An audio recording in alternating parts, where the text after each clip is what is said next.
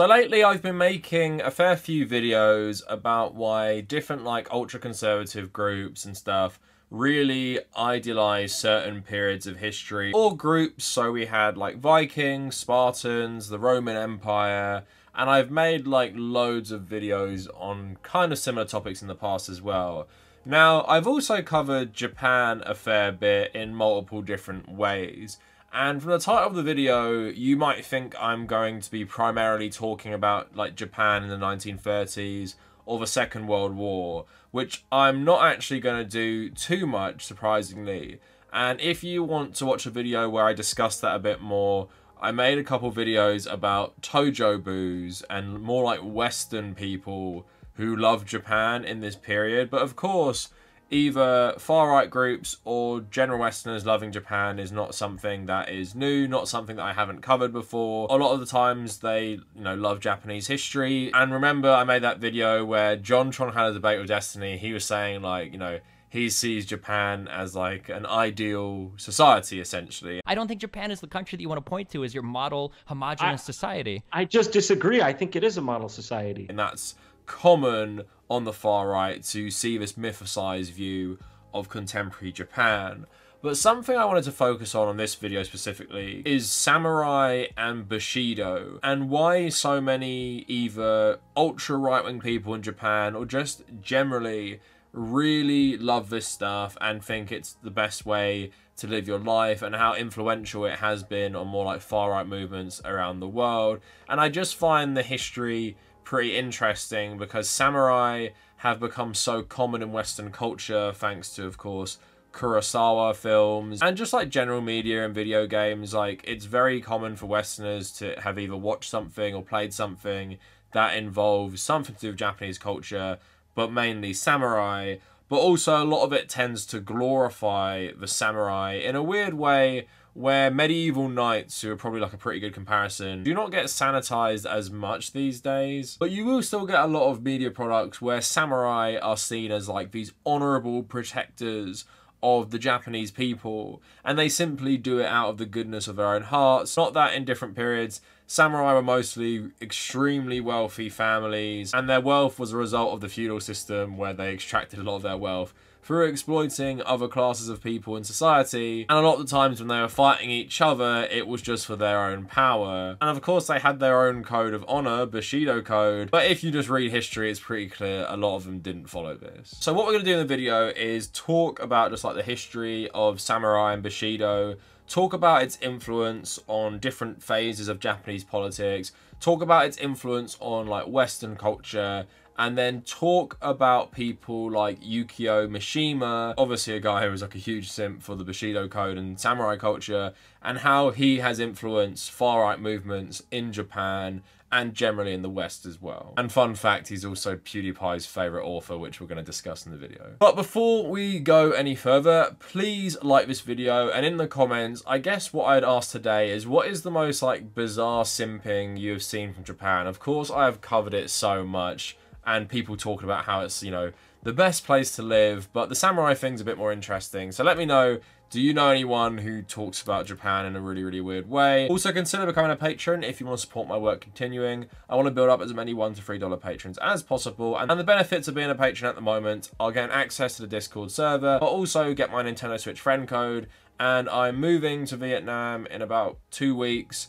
I'm probably going to post some exclusive like vlog stuff on my Patreon when I'm there, so if you care about any of that, consider becoming one. Also, check out my second channel, check out my subreddit down in the description. For every 5k we get a new chocolate orange. I am waiting until the last minute to put the 80k chocolate orange up here. I don't think we'll get 85k before I leave, but think of how many I will have when I get back from Asia. So I thought I'd start by talking about my own exposure to like samurai media.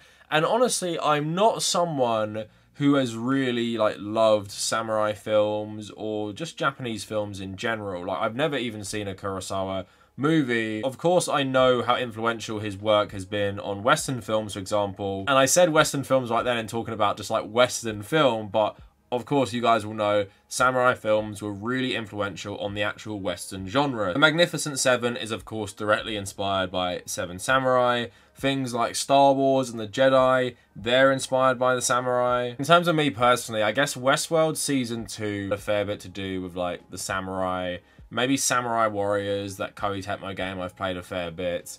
And Ghost of Tsushima is something I've also played as well, and I really enjoyed that game.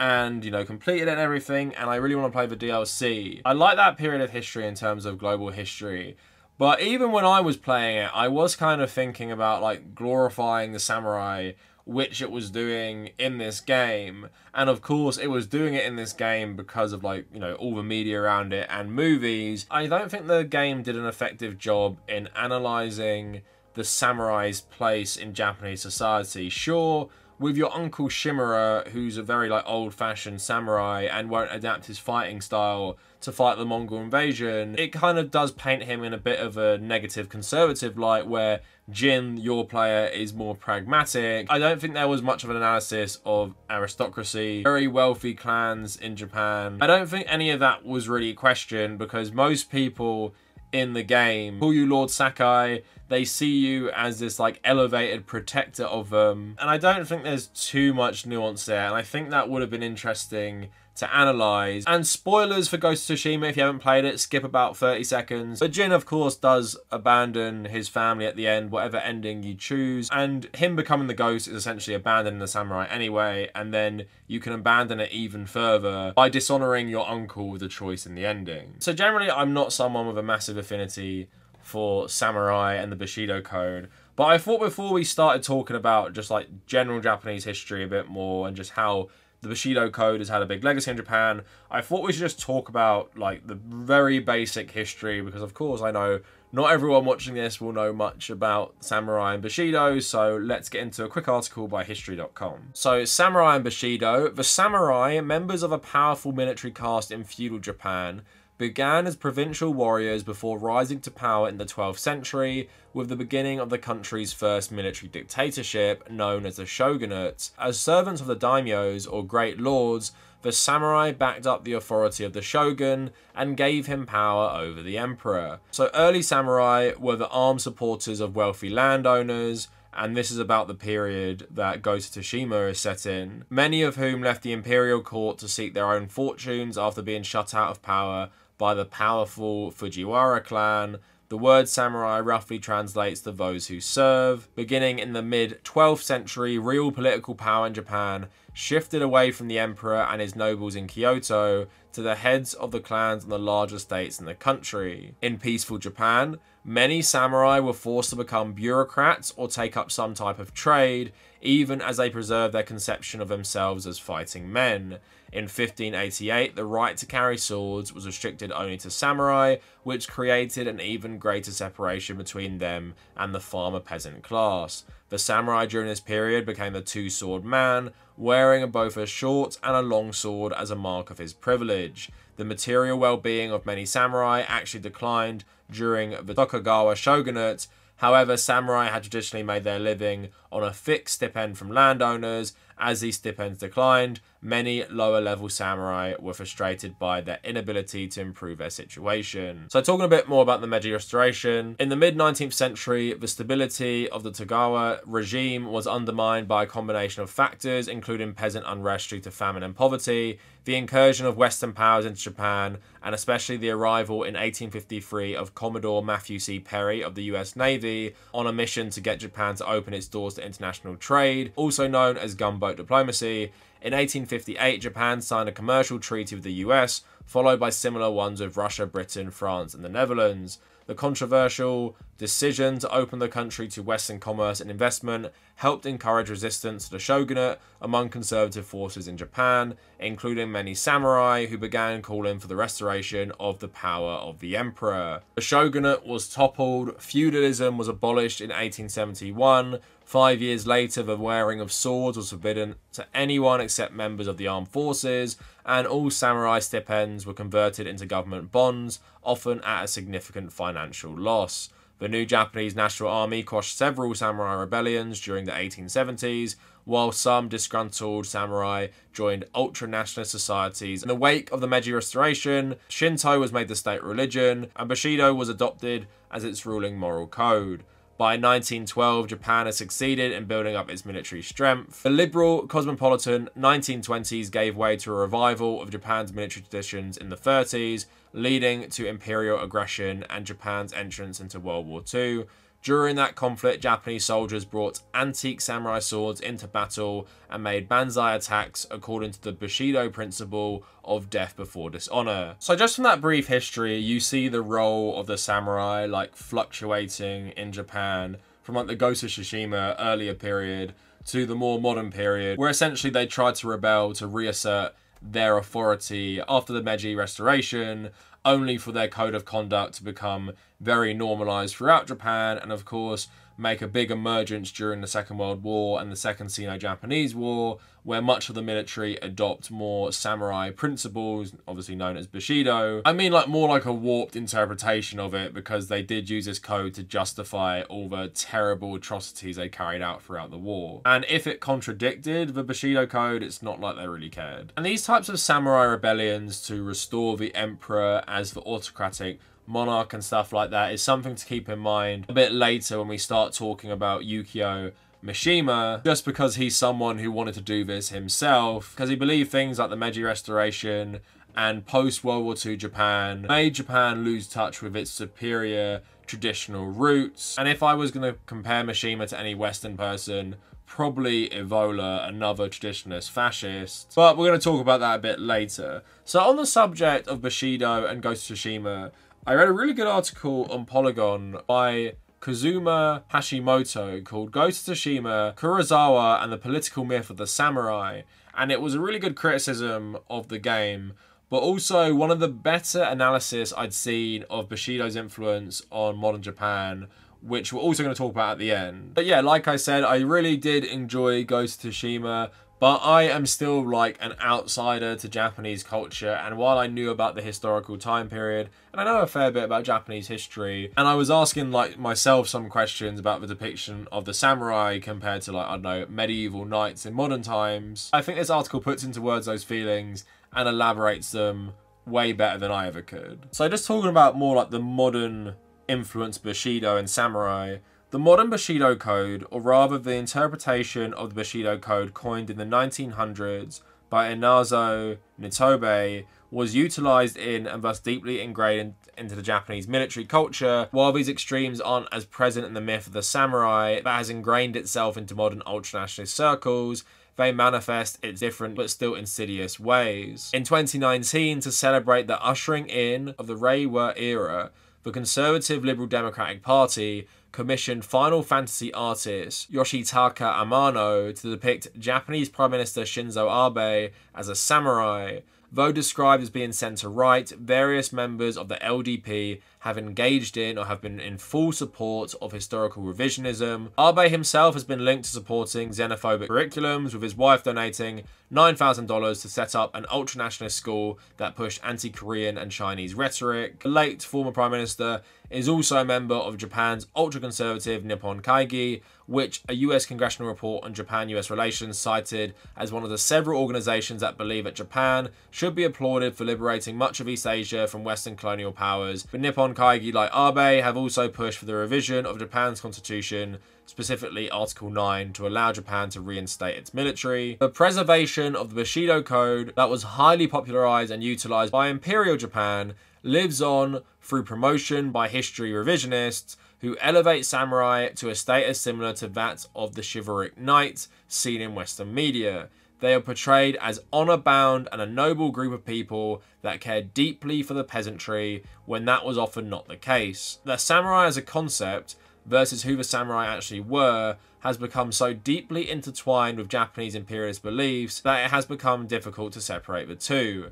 This is where the cultural and historical understanding are important when approaching the mythology of the samurai as replicated in the West. Kurosawa's later body of work, like the colour-saturated Ran, deeply criticised the samurai and the class system they enforced, while some films were inspired by Western plays like Shakespeare, these works were critical of the samurai and their role in the Sengoku period. They dismantled the notion of the samurai by showing that they were a group of people capable of the same feelings as the lower class and were not bound to arbitrary notions of honor and chivalry. Sucker Punch's game, Ghost of Tsushima, lacks a script that can see the samurai as Japanese society's violent landlords. Instead of examining the samurai's role, Ghost of Tsushima lionizes their existence as the true protectors of feudal Japan. Jin must protect and reclaim Tsushima from the foreign invaders. He must defend the peasantry from errant bandits taking advantage of the turmoil, even if that means that the samurai in question must discard his sense of honor or moral righteousness to stoop to the level of the invading forces he must defeat. I do not believe Ghost of Tsushima was designed to empower nationalist fantasy. At a glance and through my time playing the game, however, it feels like it was made by outsiders looking into an otherwise complex culture through the flattening lens of an old black and white film. The gameplay is slick and the hero moments are grand, but the game lacks the nuance and understanding of what it ultimately tries to reference. As it stands, being a cool pseudo-historical drama is indeed what Ghost of Tsushima's creators are seemingly aiming to accomplish. In an interview with The Verge, Fox said that our game is inspired by history, but we're not strictly historically accurate. That's keenly felt throughout the story and its portrayal of the samurai. The symbol of the samurai propagates a nationalist message by presenting a glossed over retelling of that same history. Were at any point Ghost of Tsushima to wrestle with the internal conflict between the various class systems that existed in Japan at the time, it might have been truer to the films that it draws deep inspiration from. A game that so heavily carries itself on the laurels of one of the most prolific Japanese filmmakers should investigate and reflect on his work in the same way that the audience engages with other pieces of media like film and literature. So I found that article really interesting, and obviously written by an actual Japanese person as well helps because they can see how the Western audience's like fascination with the samurai often sanitizes them, and like even I felt when I was playing the game, it does feel a bit weird to play as like these aristocratic landlords who everyone just loves, and they act like they are just the benevolent protectors of Tsushima and Japan, and there's pretty much like nothing bad about them. And it's interesting that although the game even has a Kurosawa mode, it doesn't really tackle the samurai in the same way the obviously really famous director did, and it doesn't analyze the role of samurai in just the general oppression of Japan in these different periods. Like the author of the article was getting at, Ghost of Tsushima didn't intentionally set out to be like a nationalist version of history, but it's very compatible with how Japanese nationalists see history and see the Japanese role in it, and also how people like Mishima viewed the samurai's role in history. So we're going to get into Mishima's work and his life and his death and stuff like that. So Mishima was a far-right traditionalist, much like Evola in Italy in the 1930s, who didn't like Mussolini because of industrialization and all this stuff. Mishima was similar, but he also believed that Japan needed to restore the emperor as the rightful ruler, and he hoped to inspire an uprising to destroy modern Japan and take it back to its roots. And he was absolutely obsessed with Bushido and the samurai code, and I believe he also came from like an old samurai family as well. And I was researching Mishima for this video, and there's actually clips of him speaking in like very good English on YouTube. BBC did this whole documentary on him, I believe.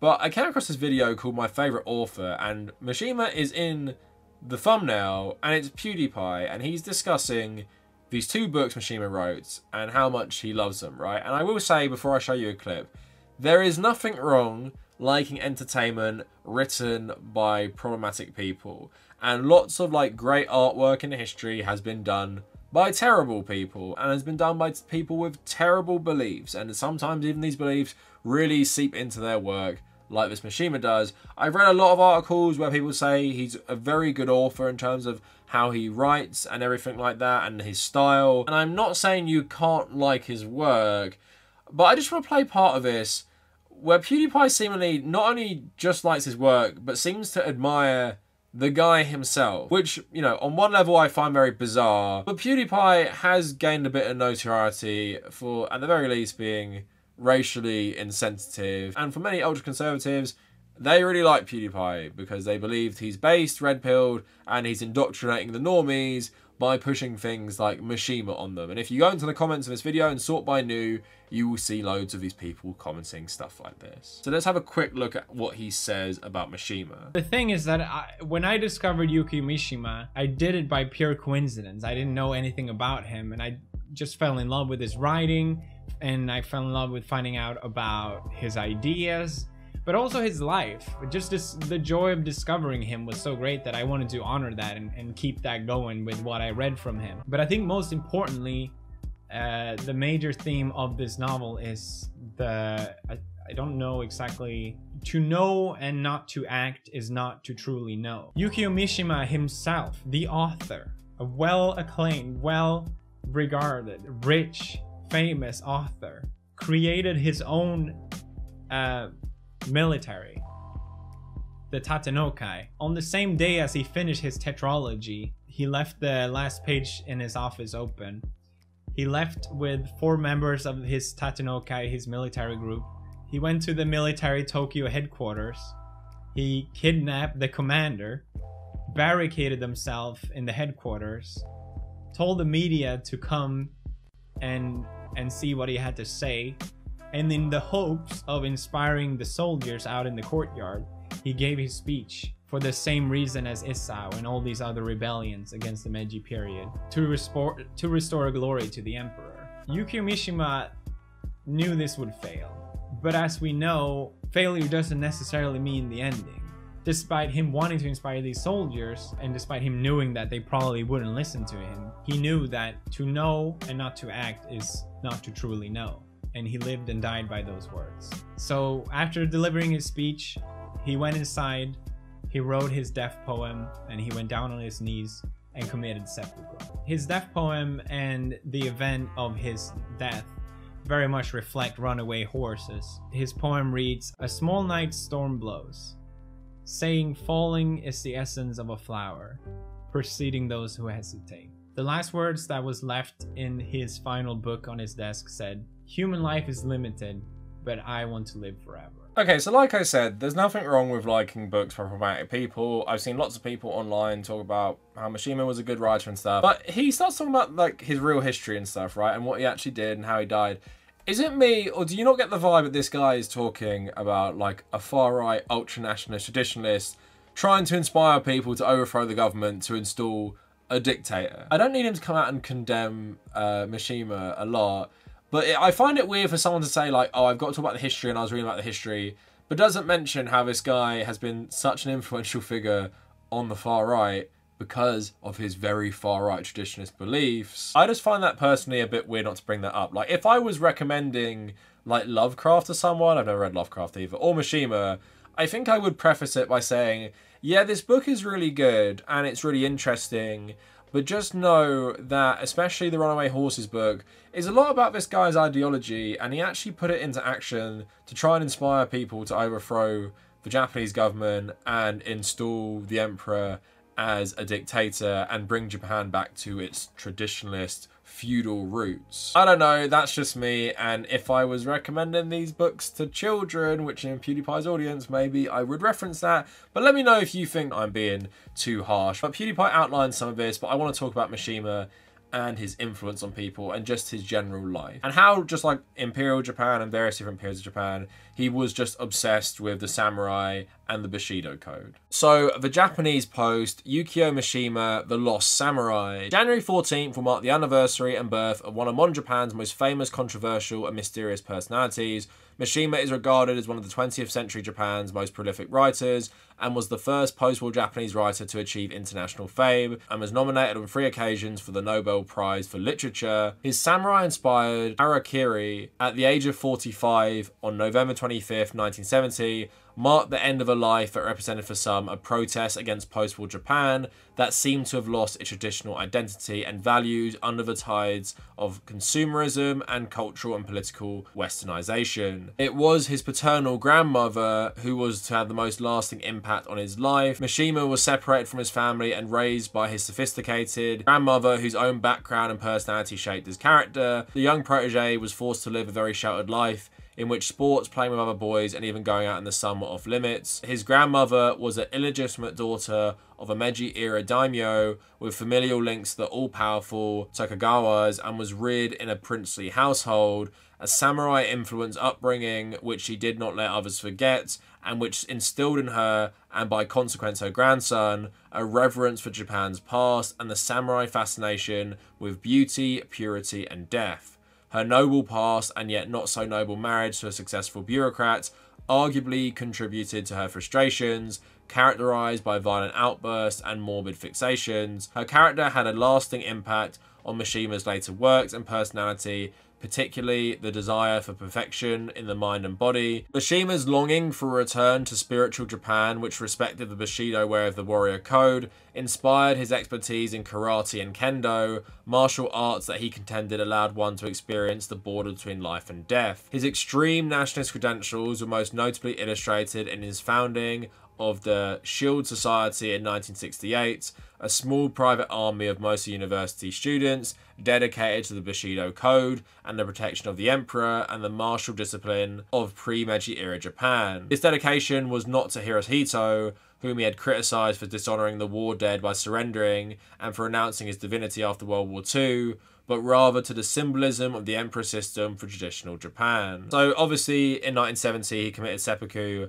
with the goal of inspiring the military to overthrow the government and restore the Emperor. And just something he said in English to the BBC, "I think that brutality might come from our feminine aspect, and elegance comes from our nervous side. Sometimes we are too sensitive about defilement or elegance or a sense of beauty or the aesthetic side. Sometimes we get tired of it. Sometimes we need a sudden explosion to make us free from it. For instance, after the war, our brutal side was completely hidden. I don't like that Japanese culture is represented only by flower arrangements. A peace-loving culture, we still have a very strong warrior mind." So Mishima is not unique in not liking the westernization of Japan. Like, I made that whole video of Miyazaki versus Hideo Kojima and how they both view Western culture and Western influence on Japan.